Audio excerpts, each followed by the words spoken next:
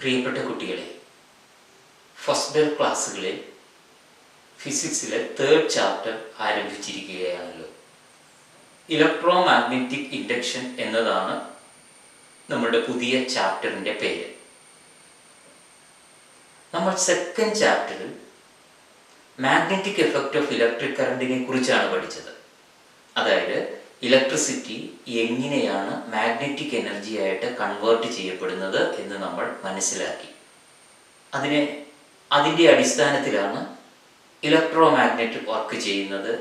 ഒരു സോളിനോയിഡിലൂടെ കറണ്ട് കടന്നു പോകുമ്പോൾ അതൊരു മാഗ്നറ്റായിട്ട് ആക്ട് ചെയ്യുന്നത് എങ്ങനെയാണെന്നും അതിൻ്റെ പൊളാരിറ്റി എങ്ങനെയാണ് മനസ്സിലാക്കുന്നതെന്നും എല്ലാം നമ്മൾ മനസ്സിലാക്കി. ഈ ചാപ്റ്ററിൽ നമ്മൾ 2nd ചാപ്റ്ററിൽ പഠിച്ച എനർജി കൺവേർഷൻ്റെ റിവേഴ്സ് ആയിട്ടുള്ള ഒരു കൺവേർഷനെ കുറിച്ചാണ് പഠിക്കുന്നത്. അതായത് conversion of electrical energy into magnetic എനർജിയാണ് നമ്മൾ 2nd ചാപ്റ്ററിൽ പഠിച്ചതെങ്കിൽ ഈ ചാപ്റ്ററിൽ നമ്മൾ പഠിക്കാൻ പോകുന്നത് മാഗ്നറ്റിക് എനർജിയെ ഇലക്ട്രിക് എനർജിയാക്കി മാറ്റാൻ സാധിക്കുമെങ്കിൽ അതെങ്ങനെ, അതിനെ ഇൻഫ്ലുവൻസ് ചെയ്യുന്ന ഫാക്ടേഴ്സ് എന്തൊക്കെയാണ് എന്നതാണ് നമ്മൾ പഠിക്കാൻ പോകുന്നത്. Conversion of magnetic energy into electric energy was a great question at that time. Many of the scientists were experimenting on that. അതായത് മാഗ്നറ്റിക് എനർജിയെ ഇലക്ട്രിക് എനർജിയാക്കി മാറ്റാൻ പറ്റുമായിരുന്നുവെങ്കിൽ അന്നത്തെ കാലഘട്ടത്തിൽ അതൊരു വലിയ വിപ്ലവമായിരുന്നു. കാരണം അന്ന് വൈദ്യുതിക്ക് വേണ്ടി ആകെ ആളുകൾ ആശ്രയിച്ചുകൊണ്ടിരുന്നത് സെല്ലുകളെയായിരുന്നു. ആ സ്ഥാനത്ത് മാഗ്നറ്റിക് എനർജിയിൽ നിന്ന് ഒരു ഇലക്ട്രിക് എനർജി അല്ലെങ്കിൽ ഒരു കറണ്ട് ഉണ്ടാക്കുവാൻ സാധിക്കുമായിരുന്നെങ്കിൽ അതൊരു വലിയ കണ്ടുപിടുത്തമാകുമായിരുന്നു എന്നുള്ള ചിന്തയിൽ ശാസ്ത്രജ്ഞന്മാർ ഇതിനെക്കുറിച്ച് പരീക്ഷണം നടത്തിക്കൊണ്ടിരിക്കുകയായിരുന്നു. മൈക്കൽ ഫാരഡെയാണ് ഈ പരീക്ഷണത്തിൽ വിജയിച്ചത്. മൈക്കൽ ഫാരഡെ നടത്തിയ പരീക്ഷണത്തിന്റെ ഫലമാണ് നമ്മൾ ഇന്ന് പഠിക്കുന്ന ഇലക്ട്രോ മാഗ്നറ്റിക് ഇൻഡക്ഷൻ എന്ന് പറയുന്ന ഈ ചാപ്റ്റർ. നമ്മൾ ഓർക്കേണ്ട 2 സയന്റിസ്റ്റാണ് ക്രിസ്റ്റ്യൻ ഈസ്റ്റഡും മൈക്കൽ ഫാരഡെയും. ക്രിസ്റ്റ്യൻ ഈസ്റ്റഡിനെ കുറിച്ച് എന്താ നിങ്ങൾക്ക് അറിയാവുന്നത്? അദ്ദേഹം എന്താ കണ്ടുപിടിച്ചത്? ഒന്ന് ഓർത്തു നോക്കിക്കേ. കഴിഞ്ഞ ചാപ്റ്ററിൽ there is a magnetic field around a current carrying conductor, അല്ലേ? ഒരു കറണ്ട് ക്യാരിയിങ് കണ്ടക്ടറിന്റെ ചുറ്റും മാഗ്നറ്റിക് ഫീൽഡ് ഉണ്ട് എന്ന് കണ്ടെത്തിയ ശാസ്ത്രജ്ഞനാണ് ക്രിസ്റ്റ്യൻ ഈസ്റ്റഡ്. മൈക്കൽ ഫാരഡെ കണ്ടുപിടിച്ചത് എന്താണ്? Electro magnetic induction. അതായത് മാഗ്നറ്റിക് ഫീൽഡിൽ നിന്നും ഇലക്ട്രിസിറ്റി എങ്ങനെ പ്രൊഡ്യൂസ് ചെയ്യാം എന്നുള്ളത്. അതാണ് നമ്മൾ ഈ ചാപ്റ്ററിൽ പഠിക്കാൻ പോകുന്നത്. അതിന്റെ പേരാണ് ഇലക്ട്രോ മാഗ്നറ്റിക് ഇൻഡക്ഷൻ. മൈക്കൽ ഫാരഡെയെ ഇലക്ട്രോ മാഗ്നറ്റിക് ഇൻഡക്ഷന്റെ കണ്ടുപിടുത്തത്തിലേക്ക് വഴിതെളിച്ച ആ പരീക്ഷണം നമ്മൾ ഇവിടെ നിന്ന് ചെയ്യുകയാണ്. പരീക്ഷണത്തിനായി നമുക്ക് വേണ്ടത് ഒരു കോയിൽ, ഒരു മാഗ്നറ്റ്, ഒരു ഗാൽവനോമീറ്റർ. ഇവയാണ്. കോയിൽ നിങ്ങൾക്കറിയാം, കമ്പി ചുരുട്ടിയെടുത്ത കോയിലുകളെ കുറിച്ച് നിങ്ങൾ പഠിച്ചിട്ടുണ്ട്.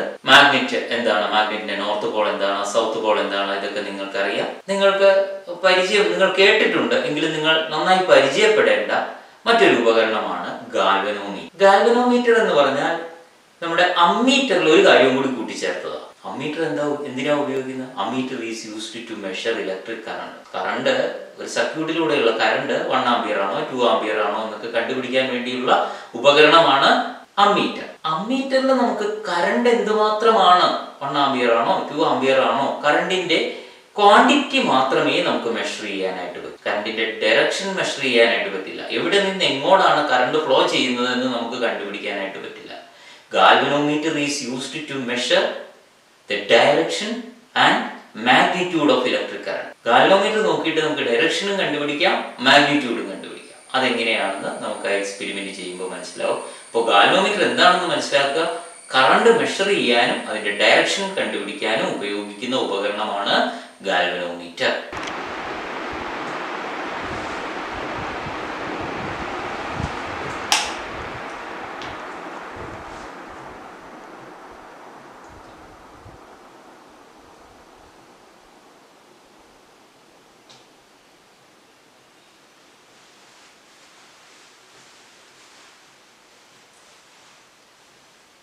ഇലക്ട്രോ മാഗ്നറ്റിക് ഇൻഡക്ഷൻ വളരെ സിമ്പിളായി നിങ്ങൾക്ക് മനസ്സിലാകുന്നതിന് വേണ്ടിയിട്ടുള്ള ഒരു എക്സ്പെരിമെൻ്റ് ആണ് നമ്മളിവിടെ ചെയ്യാൻ പോകുന്നത്.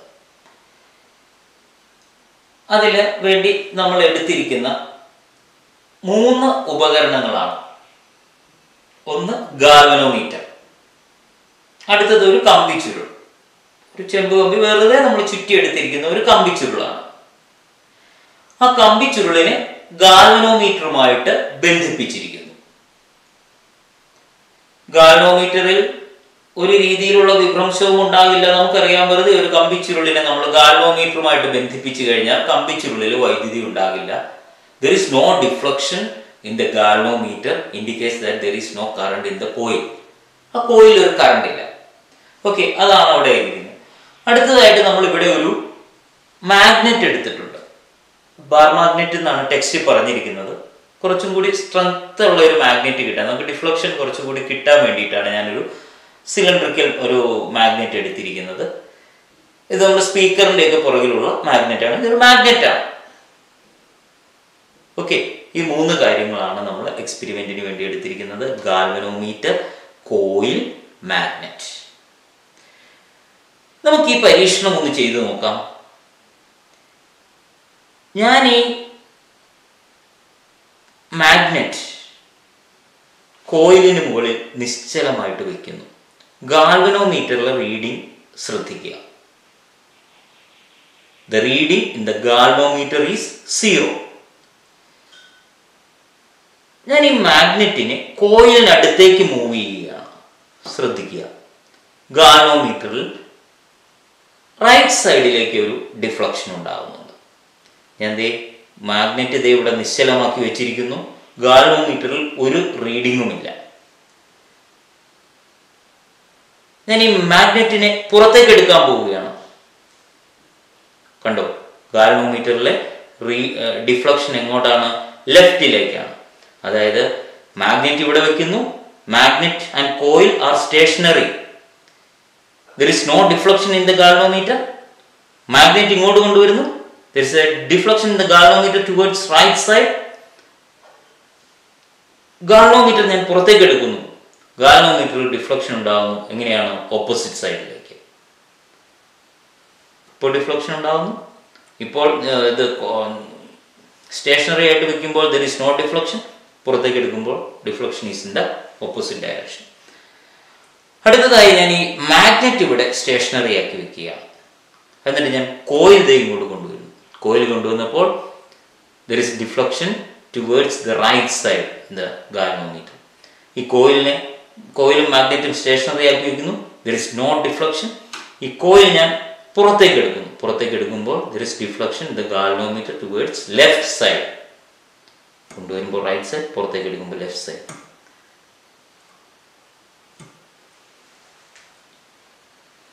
നിങ്ങൾക്ക് മനസ്സിലായി കാണാം എപ്പോഴൊക്കെയാണ് ഗാൽവനോമീറ്ററിൽ ഡിഫ്ലക്ഷൻ ഉണ്ടായത്.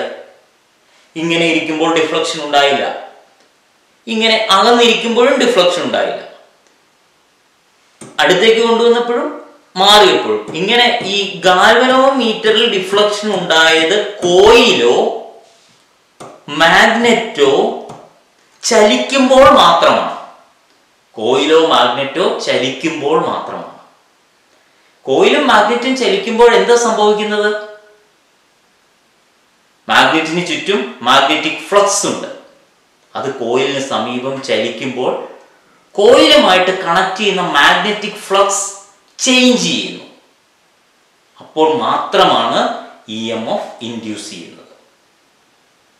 The phenomenon of inducing an EMF in a coil due to the change of magnetic flux linked with the coil. കുട്ടികളെ, നിങ്ങൾ എക്സ്പെരിമെന്റ് കണ്ടുവല്ലോ. എന്താണ് മനസ്സിലായത്? അതായത് ചിലപ്പോൾ ഗാൽവനോമീറ്ററിൽ ഡിഫ്ലക്ഷൻ ഉണ്ടായി, ചിലപ്പോൾ ഗാൽവനോമീറ്ററിൽ ഡിഫ്ലക്ഷൻ ഉണ്ടായില്ല. ഞാനൊരു കാര്യം ചോദിക്കട്ടെ, എന്താണ് ഈ ഗാൽവനോമീറ്ററിലെ ഡിഫ്ലക്ഷൻ കാണിക്കുന്നത്? ഞാൻ എക്സ്പെരിമെന്റ് തുടങ്ങുന്നതിന് മുമ്പ് തന്നെ പറഞ്ഞതാണ്, ഗാൽവനോമീറ്ററിൽ ഡിഫ്ലക്ഷൻ ഉണ്ടായി എന്നാൽ അതിന്റെ അർത്ഥം എന്താണ്? There is current in the coil.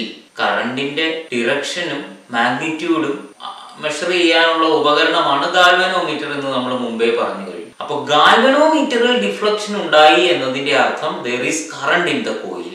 Okay, ഇനി ഗാൽവനോമീറ്ററിൽ എപ്പോഴൊക്കെയാണ് ഡിഫ്ലക്ഷൻ ഉണ്ടായത്? മാഗ്നറ്റ് സ്റ്റേഷനറി ആക്കി വെച്ചിട്ട് കോയിൽ മൂവ് ചെയ്തപ്പോഴും, കോയിൽ സ്റ്റേഷനറി ആക്കി വെച്ചിട്ട് മാഗ്നറ്റ് മൂവ് ചെയ്തപ്പോഴും. അതായത് നമുക്ക് ഇങ്ങനെ പറയാം, whenever there is relative motion between coil and magnet. കോയിലും മാഗ്നറ്റും തമ്മിൽ റിലേറ്റീവ് മോഷൻ ഉണ്ടായിരുന്നപ്പോൾ മാത്രമാണ് EMF ഉണ്ടായത്. EMF ഉണ്ടായത് കൊണ്ടാണ് കറണ്ട് ഉണ്ടായത്. എന്താ ഈ റിലേറ്റീവ് മോഷൻ ഉണ്ടാകുമ്പോഴത്തെ പ്രത്യേകത? റിലേറ്റീവ് എന്ന് പറഞ്ഞാൽ ഒന്നിനെ അപേക്ഷിച്ച് മറ്റൊന്ന്, ഒന്ന് നിശ്ചലമാക്കി വെച്ചിട്ട് അടുത്തത് മൂവ് ചെയ്യുക, അതിനെയാണ് നമ്മൾ റിലേറ്റീവ് മോഷൻ എന്ന് പറയുന്നത്. റിലേറ്റീവ് മോഷൻ സംഭവിക്കുമ്പോൾ എന്താ നടക്കുന്നത്? ഇതാണ്. ഒരു മാഗ്നറ്റിന് ചുറ്റും ഫ്ലക്സ് ഉണ്ട്. മാഗ്നറ്റോ കോയിലോ മൂവ് ചെയ്യുമ്പോൾ ആ കോയിലുമായിട്ട് ബന്ധപ്പെട്ട ഫ്ലക്സ് ചേഞ്ച് ചെയ്യും. എപ്പോഴാണോ ഫ്ലക്സ് ചേഞ്ച് ചെയ്യുന്നത് അപ്പോഴാണ് എന്തുണ്ടാകുന്നത്? EMF ഉണ്ടാകുന്നത്. That phenomenon is known as electromagnetic induction. Whenever there is a change in magnetic flux linked with the coil, an EMF is inducing in that coil. That phenomenon is known as electromagnetic induction. ഇനി electromagnetic induction മൂലമുണ്ടാകുന്ന കറണ്ടിന്റെ direction എന്തിനെ ആശ്രയിച്ചിരിക്കും? That depends on direction of flux change. അല്ലേ? ഒരു സൈഡിലേക്ക് magnet move ചെയ്തപ്പോൾ current ഒരു സൈഡിലേക്കാണ് ഉണ്ടായത്. ഓപ്പോസിറ്റ് സൈഡിലേക്ക് മാഗ്നറ്റ് മൂവ് ചെയ്തപ്പോൾ ഉണ്ടായ കറണ്ടിന്റെ ഡയറക്ഷൻ ഓപ്പോസിറ്റ് ആണ്. അതായത് മാഗ്നറ്റ് ഓപ്പോസിറ്റ് സൈഡിലേക്ക് മൂവ് ചെയ്യുമ്പോൾ ഫ്ലക്സ് ചേഞ്ചിന്റെ ഡയറക്ഷൻ മാറുന്നു.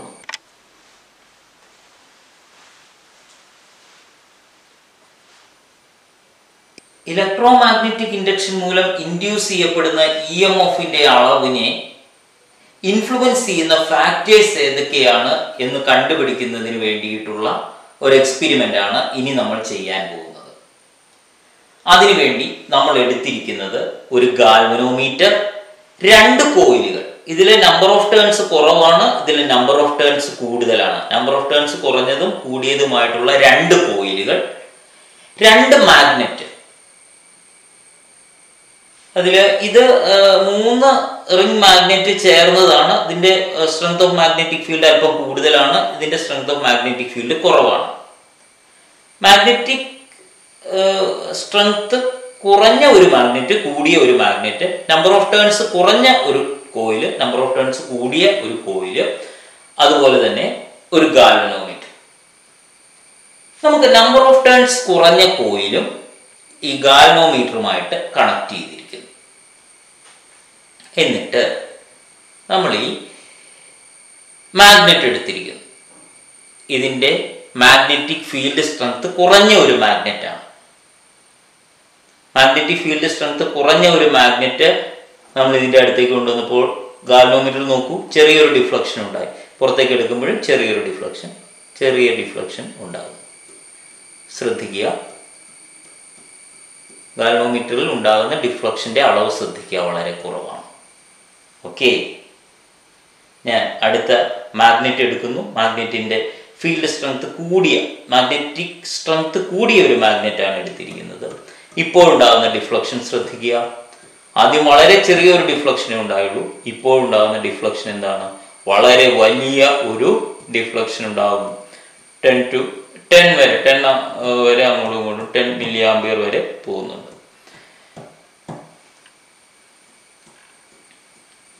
ഓക്കെ, അപ്പോ ഇപ്പൊ നമ്മൾ ചെയ്ത എക്സ്പെരിമെന്റിൽ നിന്ന് നമുക്ക് മനസ്സിലായ ഒരു കാര്യം എന്താണ്?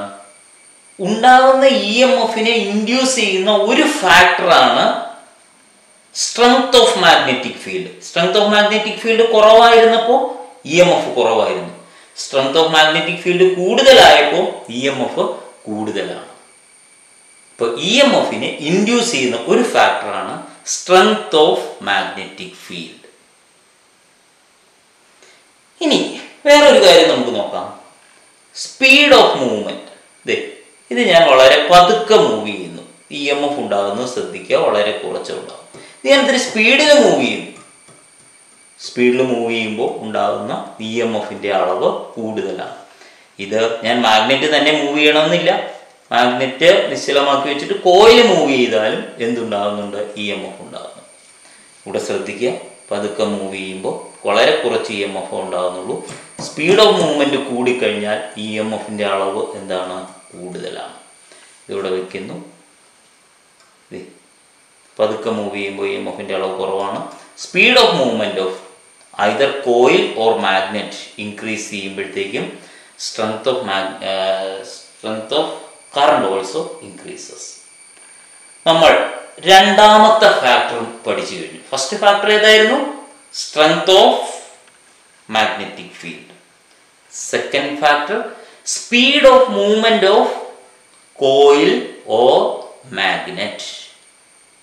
അടുത്തതായി ഞാൻ ഈ കോയിലിനെ റീപ്ലേസ് ചെയ്ത്, നമ്പർ ഓഫ് ടേൺസ് കുറവാണ് ഇതിന് നമ്പർ ഓഫ് ടേൺസ് കൂടുതലാണ്. നമ്പർ ഓഫ് ടേൺസ് കൂടിയ ഒരു കോയിൽ ഉപയോഗിക്കാൻ പോവുകയാണ്. ഞാൻ ഈ കോയിലിനെ, നമ്പർ ഓഫ് ടേൺസ് കൂടിയ കോയിലിനെ ഗാൽവനോമീറ്ററുമായിട്ട് കണക്ട് ചെയ്യുക. ആദ്യമുണ്ടായ ഡിഫ്ലക്ഷൻസ് നിങ്ങളുടെ മനസ്സിലിരിക്കട്ടെ. നമുക്ക് ഈ എക്സ്പെരിമെന്റിൽ നിന്ന് മനസ്സിലായ കാര്യം എന്താണ്? whenever there is a change in the magnetic flux linked with the coil, an EMF is inducing in the coil. This phenomenon is known as electromagnetic induction.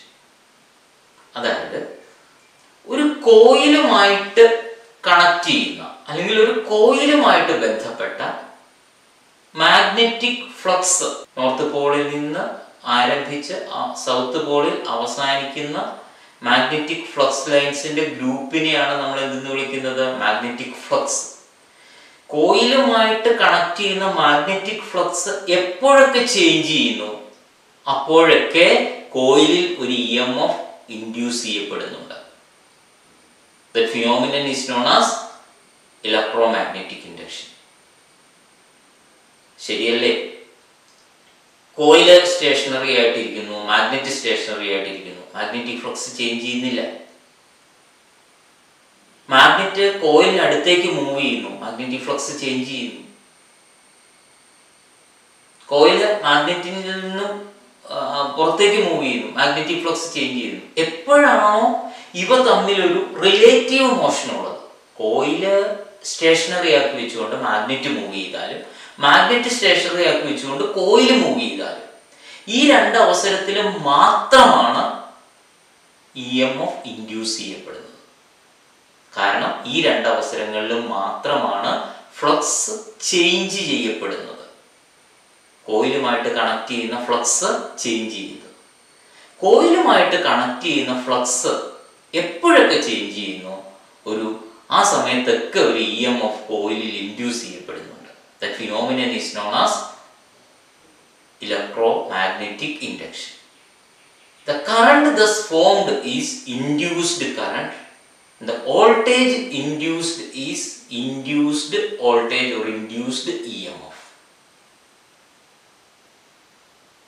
ഇതാണ് ഇലക്ട്രോമാഗ്നറ്റിക് ഇൻഡക്ഷൻ. ഇനി നമുക്ക് മറ്റൊരു പരീക്ഷണം ചെയ്യാം. ആ പരീക്ഷണം എന്തിനു വേണ്ടിയുള്ളതാണെന്ന് അറിയാമോ? ആ പരീക്ഷണം ഇലക്ട്രോമാഗ്നറ്റിക് ഇൻഡക്ഷനെ ഇലക്ട്രോമാഗ്നറ്റിക് ഇൻഡക്ഷനെ ഇൻഫ്ലുവൻസ് ചെയ്യുന്ന ഫാക്ടേഴ്സ് ഏതൊക്കെയാണെന്ന് കണ്ടുപിടിക്കാനുള്ളതാണ്.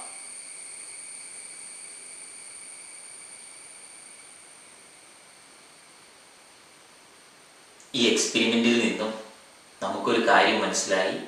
ഇലക്ട്രോമാഗ്നറ്റിക് ഇൻഡക്ഷൻ വഴി ഉണ്ടാകുന്ന EMFനെ ഇൻഫ്ലുവൻസ് ചെയ്യുന്ന 3 ഫാക്ടേഴ്സ് ഉണ്ട്. ഏതൊക്കെയാണത്? First is number of turns of the coil. Second is strength of the magnetic field. And third is speed of movement of magnet. ഈ 3 കാര്യങ്ങളെ ആശ്രയിച്ചാണ് ഇൻഡ്യൂസ്ഡ് EMFന്റെ അളവ്. Amount of induced EMF depends on number of turns, strength of magnetic field, speed of movement of coil or magnet. എന്താണ് electromagnetic induction? Electromagnetic ഇൻഡക്ഷനെ induce ചെയ്യുന്ന factors ഏതൊക്കെയാണ്? What is electromagnetic induction? Which are the factors influencing electromagnetic induction? ഇത് രണ്ടുമാണ് ഇതുവരെയുള്ള ഭാഗത്ത് നമ്മൾ പഠിച്ചു കഴിഞ്ഞത്. രണ്ടും മനസ്സിലായി എന്ന് പ്രതീക്ഷിക്കുന്നു.